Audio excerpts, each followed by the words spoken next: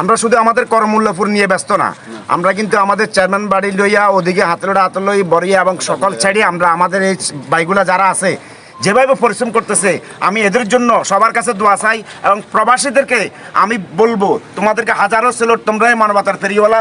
তোমাদের আসসালামু আলাইকুম রহমতুল্লাহি ওয়া বারাকাতুহু। প্রিয় দর্শক, আমি এখন এই মুহূর্তে আছি 5 নং ইয়াকুবপুর ইউনিয়ন 1 নং ওয়ার্ড এবং করমুল্লাপুর।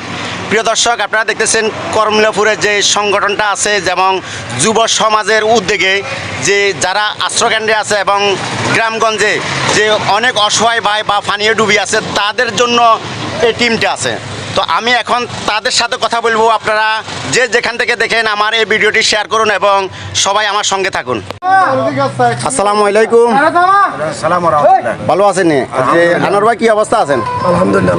আলহামদুলিল্লাহ। এখন বন্যার্ত অবস্থা আমরা দেখতেছি, প্রচুর মানুষের ভয়াবহ অবস্থা। এ নিয়ে আপনারা উদ্যোগ নিয়েছেন? আমরা আসলে উদ্যোগ নিচ্ছি যেন কেউ উপাস না থাকে, কিছু মধ্যবিত্ত সামনে বলতেছে না, আমরা এদেরকে দেওয়ার জন্য আশ্রয়কেন্দ্র দিতেছি, পর্যাপ্ত পরিমাণে খানা আসতেছে, আমরা ঘরে ঘরে গিয়ে সবাইকে দিতেছি। দেখতেছে গলার অবস্থা দেখতেছেন, ডাকি ডাকি সবাইকে দিতেছি। এমন কেউ একজন অভিযোগ করলে আমরা পাই নাই, আমরা এর কাছে ডাবল পৌঁছাইতেছি। আলহামদুলিল্লাহ, সবাই যারা গ্রামে বসবাস করতেছে, বাসায় যায় নাই, এরা সবাই খুশি আছে, সবাই পাইতেছি। তো এই যে ফসল ভাই কিছু বলেন? না, আমার কিছু বলার নাই। আনোয়ার ভাইয়ের সাথে আমি একমত। আর কি বলবো, আমরা সবাই একমত।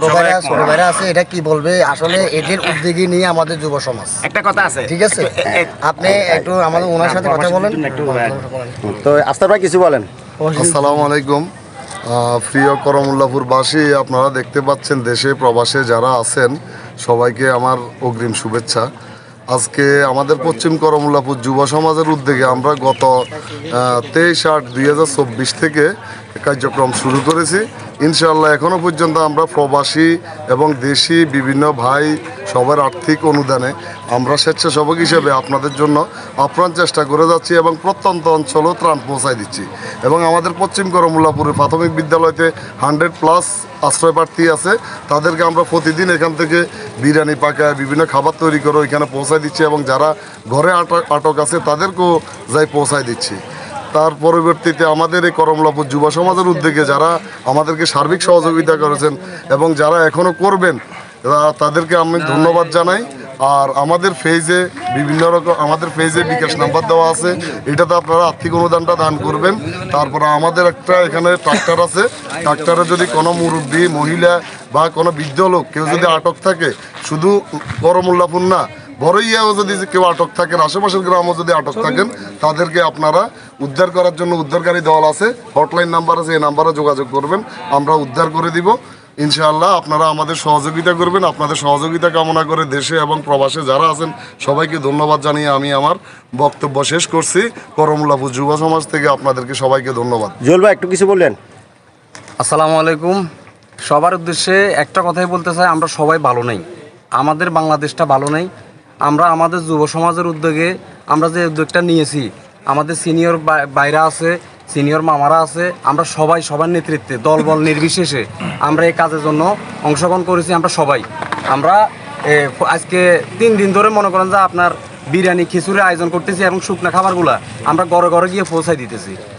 আমাদের করমুল্লাপুর এবং ইয়াকুবপুর আশপাশে যতগুলো গ্রাম আছে, এই সবগুলাতে আমরা সমন্বয় করে আমরা সবার সাথে, এবং আমরা শুধু আমাদের এলাকাটাই নয়, এবং আমরা এলাকার বাইরে আপনার হাতির লোডার সাইড থেকে বলেন, বরিয়া সাইড থেকে বলেন, ওইদিকে মনে করেন আমরা সব সাইডে যেখান থেকে আমরা আপনার তথ্য পাইতেছি যে যেখানে মানুষ খাইতে পারতেছে না, ওইখানে মানুষদেরকে খাবারগুলো পৌঁছা দিতেছি।